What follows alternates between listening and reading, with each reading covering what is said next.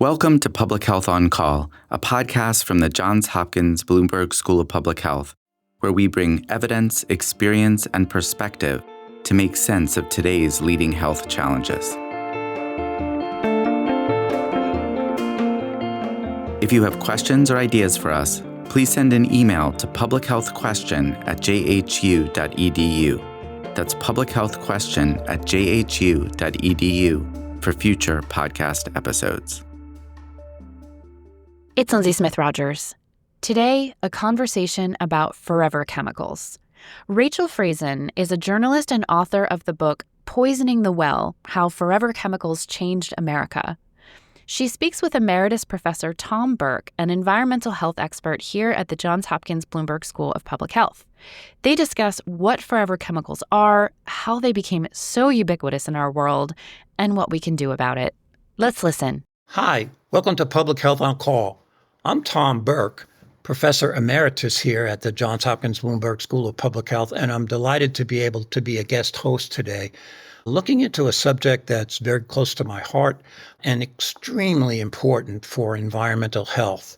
My guest today is Rachel Frazin, who is a co-author of a new book, Poisoning the Well: How Forever Chemicals Contaminated America's Drinking Water. Thanks for having me, Tom. It's great to have you, and thank you for covering this issue. You know, in these times, environmental science has kind of been overlooked by some things, and you're covering really a landmark issue, something that is important to all of us. So first, tell me a little bit about yourself, and first of all, how you got involved in PFAS and the book. Tell us about the book.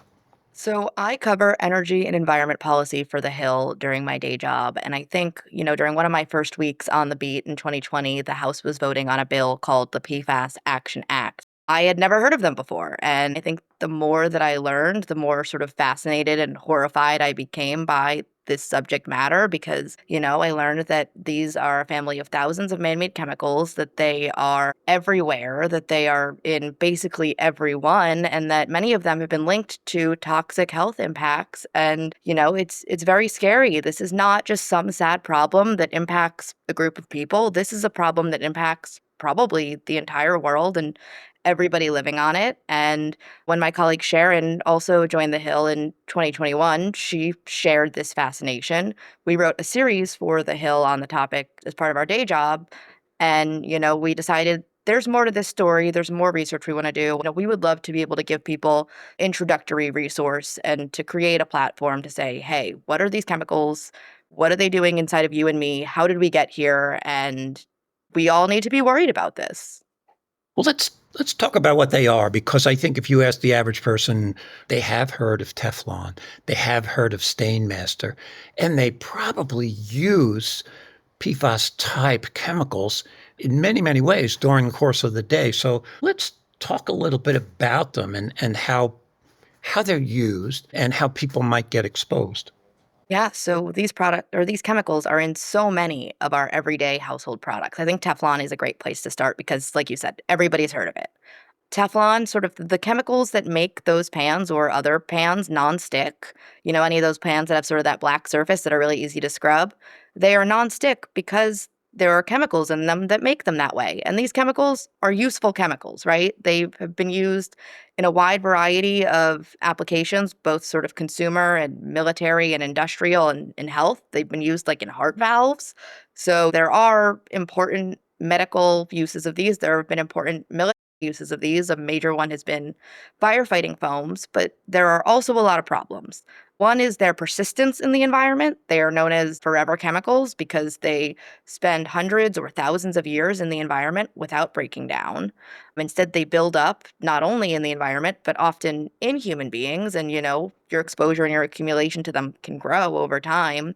And many of them have been linked to, severe health impacts, including various cancers, as well as immune system problems, kidney problems, fertility issues, thyroid issues. The list goes on, and there are thousands of them. So they have not all been studied comprehensively, but the more we're learning and the more research that's being done, the more impacts are cropping up in more chemicals. Well, it's such an amazing chemical. And you mentioned heart valves. I have to say, I have a Teflon patch in my heart from a congenital heart defect that probably saved my life back in 67 when Teflon was becoming one of the miracle chemicals, mostly because of nonstick frying pans. But it has become something that's used in so many different ways. I think now EPA reports there might be as many as 120,000 different businesses in the U.S. that in some way used or sold Teflon or PFAS-related products, even to the point of, what makes certain dental floss so slidey. And I even heard when I was doing research at EPA that it was used in non-stick chewing gum for people who wear dentures. So it was quite a lot of research going on. But first, let's talk about how did this happen? You mentioned it goes way back to World War II when it was first discovered and then really took off probably in the 50s and 60s with discoveries by DuPont and major manufacturing by 3M. But how did this happen that we didn't know about this? It snuck up on the whole world? Yeah, snuck up on the whole world is a great way to put it. So the first PFAS was invented by accident in 1938. But these chemicals and their properties, it quickly became known that these were stable chemicals. They were used as anti-corrosives in the atomic bomb. And at first it seemed this is great. This is a miracle. But negative health impacts had started to become known, or at least there was evidence of them as early as the 1950s and 1960s. The first one that cropped up, again, as early as the 1950s, and we found studies showing that there were analyses of DuPont employees. DuPont is one of the companies that manufactured these chemicals, where workers there were exposed to heated Teflon. They would develop what became known as Teflon flu. And it was like these flu-like symptoms that you developed when you were exposed to when this chemical was burned. It was having health impacts. I think that people did start to become worried, and the company had to put out this pamphlet to say, guys, chill. There might be some flu-like symptoms, but this is not going to hurt you. But there are also studies from that same company that go back to the 1960s and documents that call some of these chemicals hazardous, that say they need to be handled with extreme care, that warn that they're finding adverse impacts in animals. I think there was one from 1965 where they found adverse impacts in dog livers, and they were finding, adverse impacts to rats. So many studies going back to the 60s, 70s, and 80s from DuPont and them. And, there was one study where they were testing the impacts on monkeys, and we left this on the cutting room floor of the book, but they had to abort the study because all the monkeys died. And they began to find, or at least suspect and be concerned about effects on reproduction and their women working with Teflon, right? Yeah, and there were some studies that found birth defects in rats, and 3M and DuPont temporarily pulled all of their women of childbearing age off of the production lines because they didn't want, those women to give birth to children who had had birth defects. And DuPont also collected anecdotal evidence of a couple of its own employees who gave birth to children with birth defects in the 1980s. But ultimately, what was concluded was that this doesn't actually cause birth defects, and they continued to make these products to be used in all of our households. And all this time, we didn't yet have an EPA or the Toxic Substances Control Act. And so the manufacturers really didn't report this to the federal government, and things moved forward. Now, as you tell the story in the book, the manufacturers felt, well, if we control things in the occupational setting, we've got this thing controlled, but communities have been really impacted by it. And in the book, you tell some of those stories. Tell us about people on the fence line. Yeah, so I met so many people who are suffering really grave impacts, but who also are doing amazing, incredible work to keep themselves and their neighbors safe. So while these chemicals are everywhere, and they are probably in you and me and everybody listening, sorry guys, there are communities that are disproportionately impacted. And those are folks who live downstream from the factories where these products are made and used, folks who live near military bases where firefighting foam was used that contain these chemicals, or folks who live near farms where it was bred as sludge. But there are also people who are going to great lengths to fight back, to, call for action from not only the federal government, but also their local government, their city councils, their states. And one of those people, one of our main characters, is Brenda Hampton. Sharon and I both met her. She lives in Alabama. She herself has suffered heart attacks and kidney issues that she believes are from growing up in that area and drinking the water. And she, at one point during a routine physical, was told she had been exposed to a hazardous chemical. And she's like, "What are you talking about? I'm a manager at McDonald's. Like, I don't work with like toxic chemicals." But she believes that it's from living in this community. And so she has worked tirelessly to raise awareness of this issue, to help her friends and neighbors. And because it impacts so many people in so many places, the coalition is national. There is a national group of people who work and share these issues. I visited North Carolina, and there's a lot of folks down there who are really fighting to stop the expansion and the pollution in their state. So you really meet people who have heartbreaking stories, but who are also really working very hard to fight back. And things began to change around 2016. I say that with a little bit of pride because at that time I was the head of research for EPA, and we were aggressively looking at PFAS, trying to develop ways to find them in the environment, test our drinking waters, understand the way that people are exposed. And Congress got involved because they were concerned about people who were exposed around Air Force bases where the firefighting foam was used. So CDC was very actively pushing forward and monitoring people's blood. And the findings were shocking and startling. Indeed, our well had been poisoned, and maybe 100 million people were found to be drinking from water supplies that had been tainted by PFAS. Tell us about that period and how things began to change as awareness increased. So there's a few major things that happen, and to fully understand them, I do have to take it back a little bit first. As you mentioned, Tom, there was no EPA until 1970. So these chemicals predate the creation of our Environmental Protection Agency. And yes, the FDA had some power over them, and the military also could have looked at the firefighting foam it was using a little bit more carefully, a lot more carefully, actually. But when our first chemicals law came into play in 1976, every chemical that was already out there on the market was grandfathered in. It was assumed safe and just allowed to continue. Even asbestos, yes. Right, asbestos, exactly. So a lot of these chemicals that were already out there were presumed safe, even if they weren't. PFAS are among them, and so I think that they didn't even come on the EPA's radar or any sort of regulator's radar until really the late 90s, because that's when 3M reported that they were found to be, whoops, in the blood of basically everyone. So it took a very long time to get there. And in 2016, some big changes came around. Because in that 1976 law, there was also another provision that dealt with new chemicals, including new PFAS that were coming onto the market. One of them was that chemicals were presumed innocent until proven guilty, right? And proven guilty by EPA, yes. But the burden of proof was on EPA. But EPA would approve a chemical if there was no reason, if there was no data showing that it was unsafe. Whereas in 2016, some of the major changes in an update to that law, the law was from 1976, they had a 2016 update where the EPA said, okay, maybe chemicals should be guilty until proven innocent. Maybe we shouldn't allow chemicals onto the market until we can prove that they are safe. And so that still didn't do all that much for the chemicals that were already out there.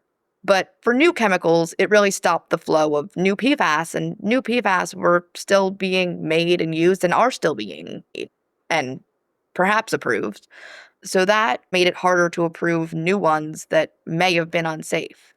The other big thing from 2015, 2016 was a study that found a chemical called Gen X in the water in North Carolina, in a community near Wilmington, which is a port city. Prior to that, EPA had been working to get rid of the two most notorious PFAS, PFOA and PFOS, which are known to have health impacts and links to cancer, and were sort of seen as this big problem, but an isolated problem of just the two of them.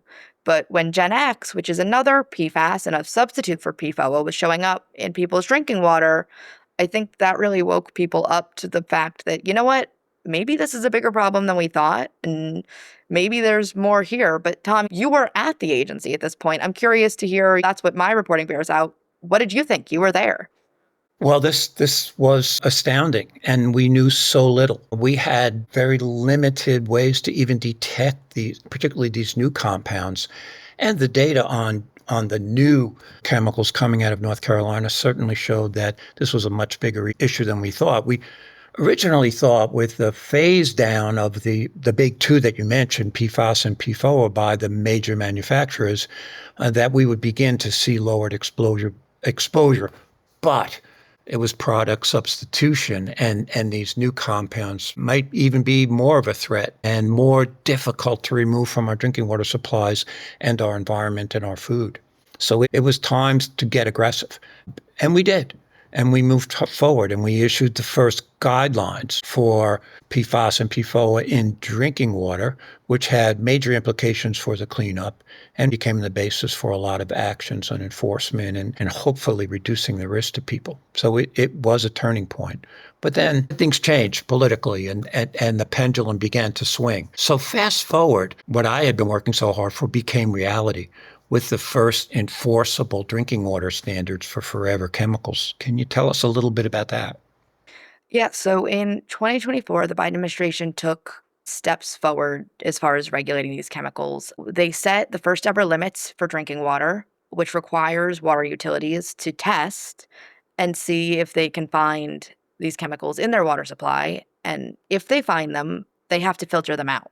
And that rule applied to 6 PFAS out of thousands, which certainly doesn't cover the full scope of the problem, but these 6 were some of the most widespread, most notorious, most well-studied. I think the hope was that the technology that could filter out these 6 would also filter out others. Absolutely. I thought this was really the breakthrough we needed because if you can filter these smaller, newer compounds out, you're probably getting the bulk of the total exposure, even though there might be thousands of them out there in the environment. But now the Trump administration has made some changes. So that Biden era rule would have gone into effect and companies or water utilities would have been required to filter these out by 2029. So until 2029, we were still drinking these in our water, but by then they would be gone. The Trump EPA is now giving water providers 2 extra years. So that means 2 extra years for many of us to be drinking PFAS in our water. And the U.S. Geological Survey has estimated that 45% of Americans have this in their drinking water. So this is a widespread problem. Now the Trump administration is giving them 2 extra years, and they've removed 4 of the 6 PFAS from the rule. So the new compounds, the one that are most likely being used now, are not going to have a standard. They're going to have further scientific evaluation. And really what that means, no regulations. I'm sure there'll be lots of pushback from the environmental community. This will clearly be settled by the courts. So there is hope. And I'd like to turn to the future. We're also getting some very hopeful actions at the state levels now to really address PFAS with aggressive states like the state of Maine, addressing other sources of PFAS in our food, from biosolids, from wastewater treatment. Have you seen progress at the state level? Do you think that perhaps we have turned a corner? Yes to progress, but maybe no to having turned a corner. So there are many states that are taking this on all fronts, whether it's outlawing the spreading of sludge or outlawing products that were intentionally made with PFAS from being sold in their states, to setting their own drinking water levels that can be a backstop in case something goes wrong with the EPA. But it's very hodgepodge, right? So some states will have these rules as far as things like products that are aimed at protecting people, and some of them won't. Another thing though that we are seeing that I think is interesting is that a lot of states are suing to try and recoup the costs of, the environmental cleanup, or even Texas has sued for, they're calling it, I think, a false advertising lawsuit, where they're alleging that the companies were not upfront about the potential harms of these products. Because again, I want to emphasize just how many products these things are in. I look around my house and I'm not confident that there's any product that doesn't have PFAS in it, right? It's in not only dental floss, but bandages, it's in furniture, it's in carpeting, it's in clothing. Cosmetics, shaving cream? Yeah. Like, I feel like every week I learn about something new, and I'm like, that too? Are you kidding me? So let's bring it all together now. And you spoke to really the leading scientists in the area and talked about what's the solution. And they had some pretty strong opinions and recommendations. So tell me your recommendations and how we should be moving forward. The bottom line is but it's not an impossible challenge. It's a challenge that certainly there are things that we can do on an individual level as well as a societal level to mitigate our exposures. As individuals, I would look out for things that are nonstick, sweat-proof, grease-proof, stain-resistant, waterproof, water-resistant. And as I mentioned, because it's in so many things, it can be a bit overwhelming. So for me personally, I'm most worried about things that I can ingest. So things like pans or fast food packaging where it can leach from, these containers or these pans into my food and into me, or things that I can inhale, whether, that's things that create like dust in your home. So as a consumer, that's what I'm most worried about. I also can call my representatives and at the state and local and national levels to ask them to act. But there is also a lot of emerging science here as far as not just health outcomes, but solutions. And there are companies that are working on trying to find ways to break this down. And there are also university researchers who are trying to solve that problem, and they are making progress. So there is hope that someday there will be solutions out there and viable for us to use. Rachel, thank you so much for taking on this tough issue, for telling the story and bringing it to us. It's so important to public health. Public health began with getting safe drinking water for the city of London when John Snow took the handle off the pump. Maybe it's time to take the handle off Forever Chemicals so that we can get to the goal of clean water and good health. Thank you so much for being here today. Thank you for having me and giving me a platform to talk about this important issue. Public Health on Call is a podcast from the Johns Hopkins Bloomberg School of Public Health, produced by Joshua Sharfstein, Lindsay Smith-Rogers, and Stephanie Desmond. Audio production by J.B. Arbogast, Michael Bonfils, Spencer Greer, Matthew Martin, and Philip Porter, with support from Chip Hickey. Distribution by Nick Moran. Production coordination by Catherine Ricardo. Analytics by Elisa Rosen. If you have questions or ideas for us, please send an email to publichealthquestion@jhu.edu. That's publichealthquestion@jhu.edu for future podcast episodes. Thank you for listening.